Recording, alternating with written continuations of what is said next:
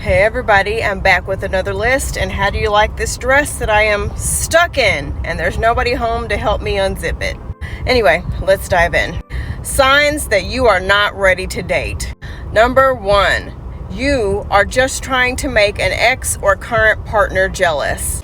Unless previously agreed upon before you entered into the relationship, neither one of you guys should be doing any kind of dating. So if you are doing some dating right now, that's a good sign that you need to just go ahead and end that relationship. You are now pretty desperate to try to get your partner to treat you right, to show you some attention. It's just time to go ahead and just continue to date. Just go ahead and be single.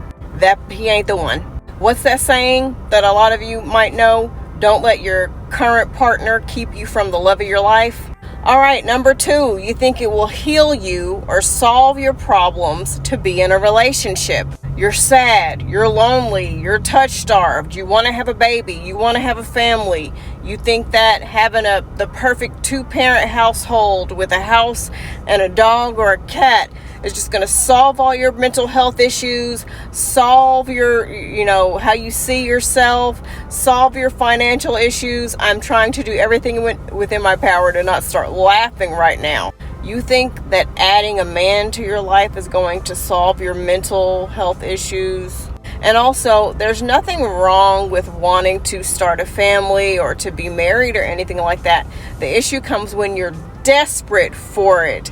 There's nothing romantic about being with someone because you're simply desperate for them, and anything is better than being alone. Gee, I'm with you because I couldn't be alone. I don't love you. I don't really give a shit about you as a person. I just don't want to be alone, and you showed me some attention. So you're pretty much who I'm going to be with. What the hell? Number 3, you're with someone because you need help paying the bills. I will never forget.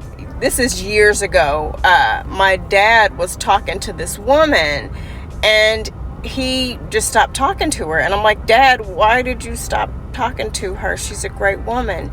And he said she didn't have her own place. She was still living with family.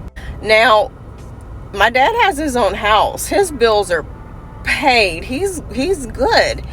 The reason why he stopped talking to her is because he wants to make sure that no one is with him just because they think they're going to, get a free ride, if that makes any sense. Bare minimum, whether you're male or female, after, college age, you need to have your own shit. I need to know that you're not with me because you think I'm finna give you rights to work, I'm finna give you money, you're finna live with me, and same with me. You need to be able to see that within me. Now, back to my dad, that's not to say that if they were to get together or whatever that he wasn't going to take care of her. Very much so. He just wants to know that out the jump, that's not what they're looking for from him. They need to be able to be in a position to take care of themselves. It's not out of desperation. It's not out of, taking advantage or whatever the case may be. Do y'all understand what I'm saying? One of my late family members always told me that bare minimum, that man needs to at least have what you have: car, place to live, the ability to financially support themselves. You would be surprised how many couples moved in together for the sole purpose of saving money.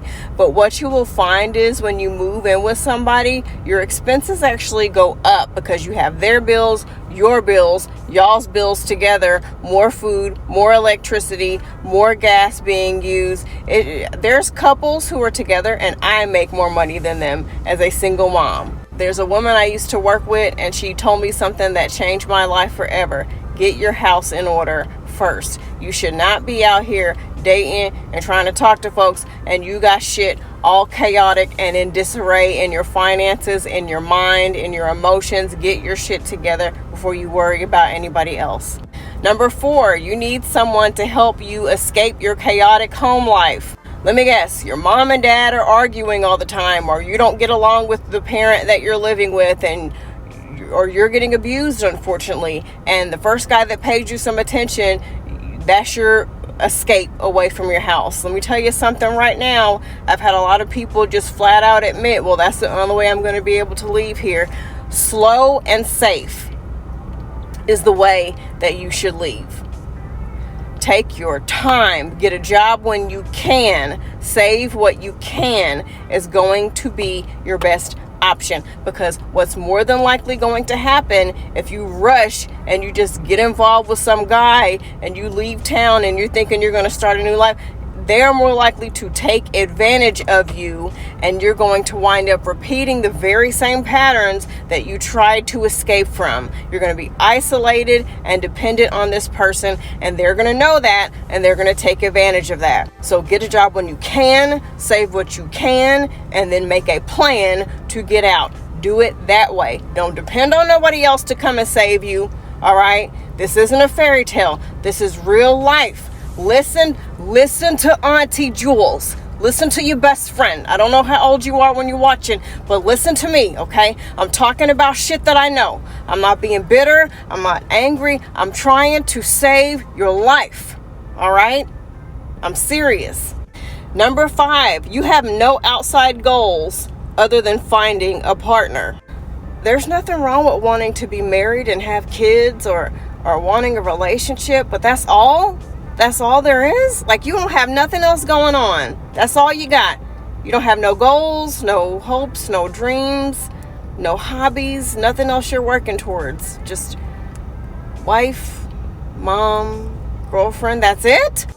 What happens when your kids get to the age where they get their own friends, and then there's stuff that they want to do with their lives, and they don't want to be up under you, and they don't need you as much anymore, and then there comes a day when they don't really need you at all, except for calling you to ask a question every now and then? What happens if, God forbid, your partner dies or that relationship doesn't work out, and your whole entire identity is in being a wife, girlfriend, and or a mom?